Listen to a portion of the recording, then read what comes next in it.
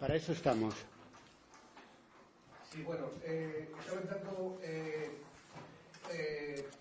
unificar criterios, ¿no? Por exemplo, vostede falou da homogeneidade de Galicia ao longo dos séculos, de ser unha nación con institucións propias, lingua propia, en fin, con súa especificidade, ¿no? O feito diferencial galego. E, por outra parte, lendo os textos de As bases materiales da nación, de Marx e Engels, que vostede escribiu hai tempo, pois vese que manexa conceptos dos anos 80. Eu pregunto, porque lle preguntei ao profesor Israel se o materialismo histórico estaba superado. El díxome que non. Entón, vejo aquí, nestes textos se utilizan conceptos como reproducción simple, reproducción ampliada, acumulación de capital, en fin, os conceptos clásicos dos anos do marxismo vivo. Non sei se todavía se pode aplicar o materialismo histórico na historiografía ou non. Eso quería que me aclarase. Sempre preocúpache o mesmo sempre, pero me parece importante que se empece o coloquio sempre por aí, porque mira, Manuel, é un problema xeneracional. É dicir, estou convencido que a maioría dos teus compañeiros de curso pois probablemente non lle inquiete tanto. Nos inquieta aos que vivimos justamente esos anos en que o marxismo era predominante nas ciencias sociais e no mundo da política, pero vamos, concretamente nas ciencias sociais e nas humanidades nas universidades, non só aquí, sino en toda Europa, a partir, sobre todo, xa desde un pouco antes de maio de 1968. Claro, o mundo cambiou moito daquel momento cando éramos nos novos, ¿no? ata hoxe en día, pero unha das cousas, das mellores herdanzas que deixou o marxismo foi que se incorporou ás ciencias sociais, eu creo que dunha maneira irreversible. Non é a única corriente de pensamento que o fixo. É dicir, de alguna forma, as ciencias sociais e a historia como ciencia sigue sendo marxista porque, aínda que non se proclame como tal, e hoxe non seña nada habitual que un historiador, un sociólogo, un filósofo se declare marxista, pero na historia que facemos, é dicir, na mellor herdanza histórica profesional que hoxe en día podemos ter, está o marxismo e está o estruturalismo e está moito máis atrás para os historiadores o positivismo ou a escola de anales, etc. Agora temos que enfrentarnos a cuestións moi distintas, e a retos moi distintos. Además, vivimos un mundo dominado polas novas tecnoloxías, o cual obriga a moitos cambios tamén no exercicio do oficio historiador e, en general, das ciencias sociais. Pero un dos erros maiores que se poden cometer, e algúns o fan, pois, ou volvendo ao positivismo, por exemplo, ou planteándose unha fuga adiante co posmodernismo. Pero a maioría sabemos perfectamente que non chegaría a nosa profesión hasta onde chegou sin a aportación que nun momento moi lonxano deron xa os positivistas. É moito máis perto de nós os marxistas ou a escola de anales, por falar da historia e da escritura da historia. Claro, que pasa? Que tamén se cometeron erros. Entonces, eu defendo, e en Historia de Debate defendemos, que dunha maneira autocrítica non se debe facer tabla rasa das vanguardas historiográficas no século XX. E iso vale tamén para o conxunto do que aportou o século XX a todos os ámbitos, non solamente neste caso o ámbito máis académico, máis científico, e vale moi especialmente para o marxismo. Aínda que só fora porque a crise actual que sentimos con maior forza que en outros lugares en Europa e que dentro de Europa sentimos con maior forza no sur de Europa, puso en evidencia, digamos, os fallos do capitalismo. Leía dun colega que coñezo outro día que hai 10 anos, ao mellor, considerarse anticapitalista, pois daba a risa.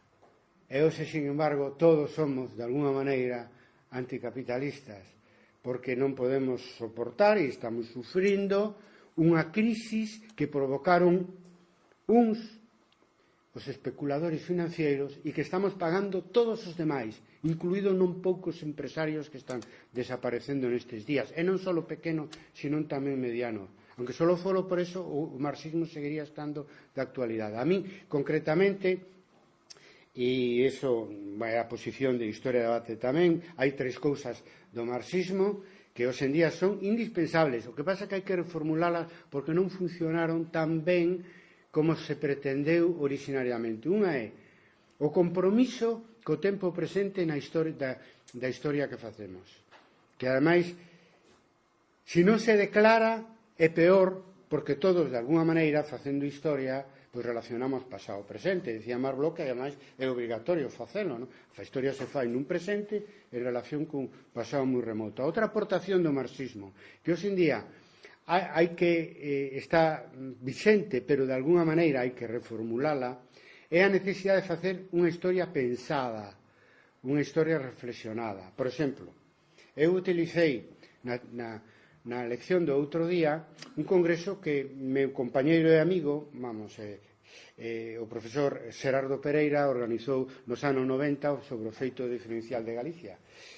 E se nota, o digo autocríticamente, eu non participei nel, unha diferencia moi clara entre os colegas de prehistoria e antiga, que non só fan traballo empírico, sino que ademais reflexionan sobre o celtismo, sobre a identidade da cultura castrexa. Eu fixe unha síntesis aquí desas aportacións respecto dos colegas de antigua, moderna, incluso contemporánea, que a pesar do título do congreso, dese congreso feito diferencial de Galicia, non fan teoría, non debaten. Entón, eso é unha aportación histórica da historiografía marxista. Non solamente, pero eles son os que máis insistiron na necesidade de facer teoría, non só práctica empírica en historia e en outras ciencias sociais. E outra aportación moi importante que eu a estou poñendo en práctica aquí nesta charla sobre a identidade galega na historia, que non as teño escritas, están en proceso de investigación e de reflexión, é a necesidade de volver a isto que pretendía o marxismo da Escola de Análise, de facer unha historia total, non unha historia fragmentada en especialidades e en temas. Intentar novas aproximacións globais. De feito, estou non facendo tanto desde o primeiro momento, explicando, aproveitándome do traballo de outros colegas, porque eu non investigo o período antigo e prehistórico, explicando a identidade galega, pois combinando factores de tipo económico, de tipo social, de tipo cultural, de tipo lingüístico e de tipo político. Que non é só polo gusto de facelo, ou pola moda de facer na época de globalización unha nova historia global, é que ademais senón non se entende os fenómenos históricos complexos, e o fenómeno nacional é un fenómeno histórico complexo. Aneiros. Falades antes do Couto Mixto, este que estaba aí na terra de Nai. Esa zona está poboada, é grande, pequena, como é un pouco iso? Bueno, o Couto Mixto é toda unha curiosidade e algo que nos enche do orgullo, non? Porque que houbera non só porque chegara a nosos días esa experiencia histórica, sino ademais porque os propios veciños, con algunha axuda externa, foran conscientes da importancia dese patrimonio inmaterial.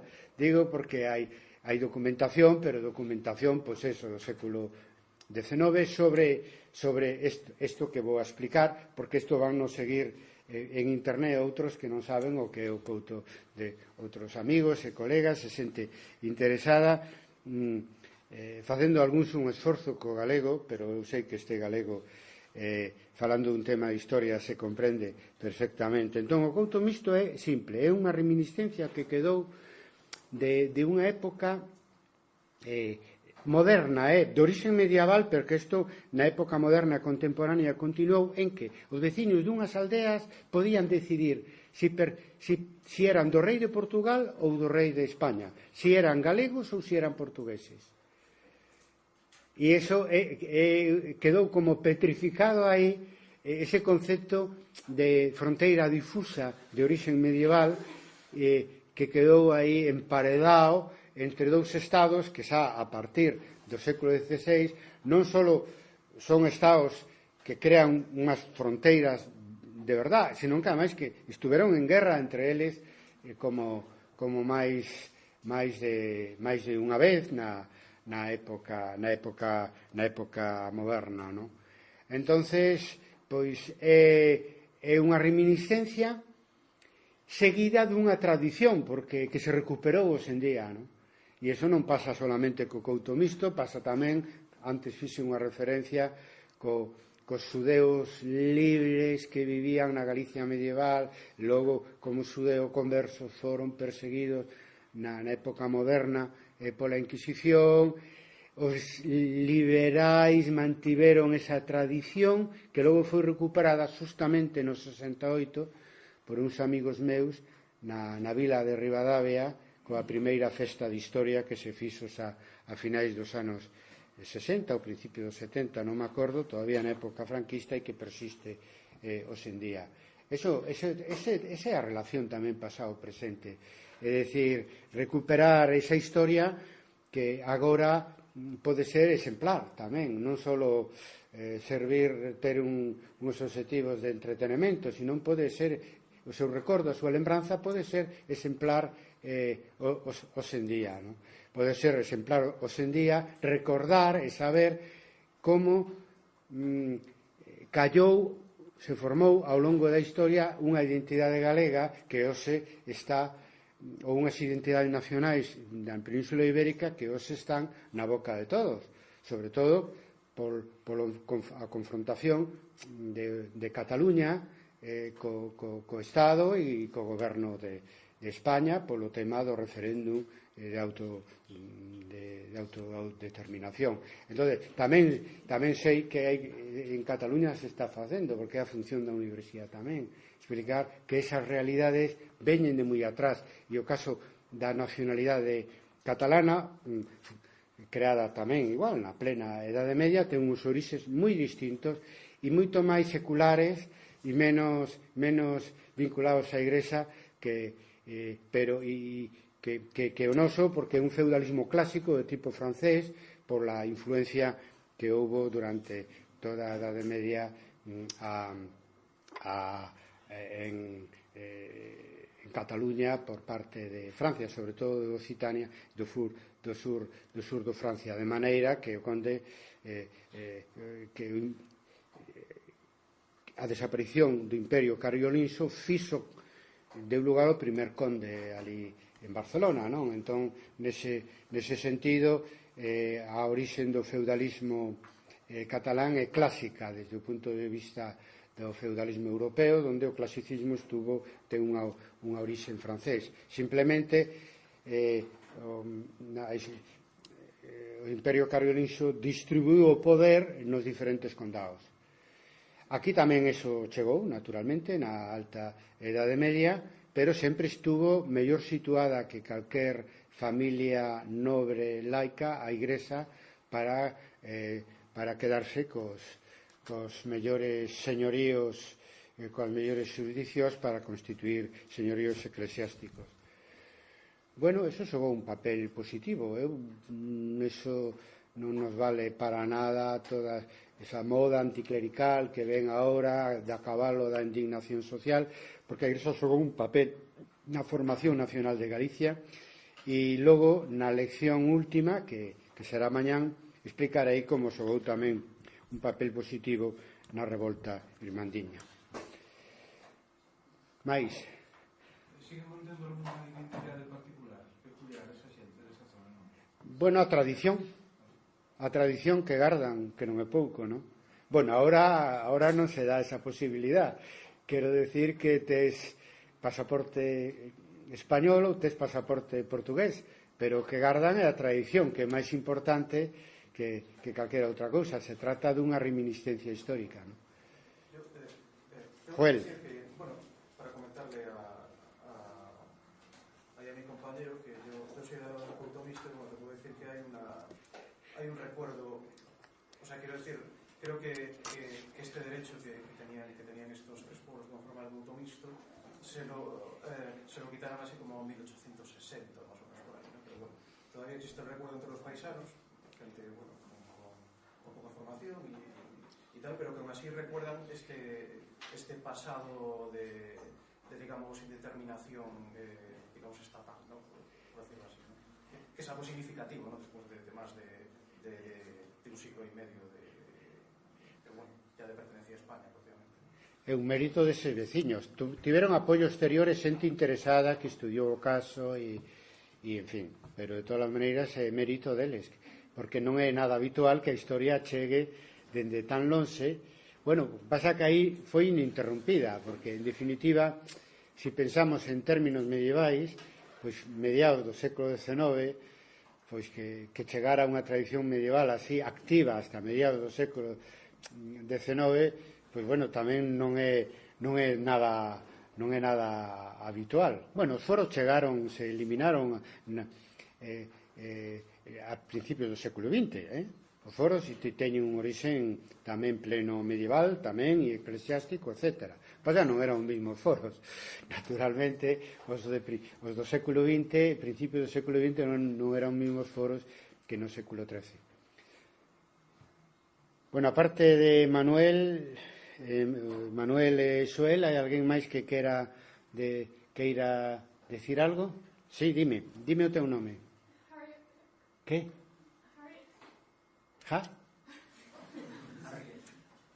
Harriet, de acordo, Harriet, sí. Eu quería facer unha pregunta, porque fixe a lectura do texto de Castelao e fala moito do sentimento que tedes aquí, que é a Moriña e a saudade da Fariña e cosas deste tipo. E fai-me moita ilusión porque ali non temos ese tipo de sentimentos e non sei por que... De que país eres? Inglesa. E non temos ese tipo de cosas e non sei, non entendo moi ben porque aquí eres todo iso tan importante na vosa identidade. Bueno, na nosa, porque iso que tú falas un galego magnífico. Mira, nin siquiera en Irlanda, nin en Gales, nin nada.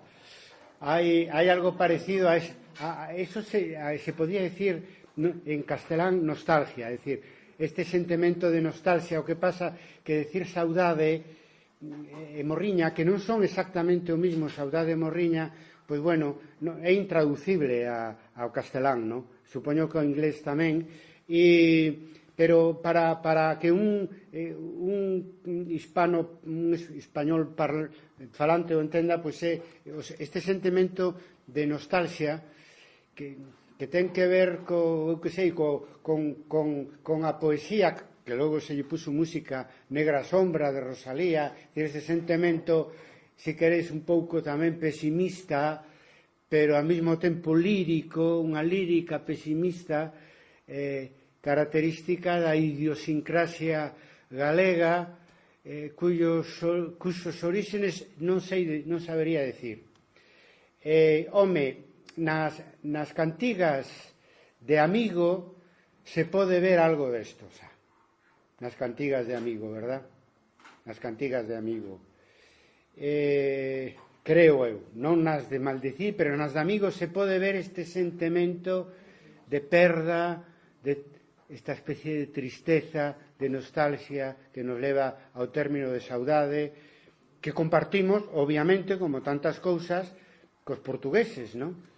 Que incluso utilizan máis e estudian máis todo isto da saudade, que se cadra máis a saudade que a morriña, que é un término máis coloquial e menos elaborado intelectualmente.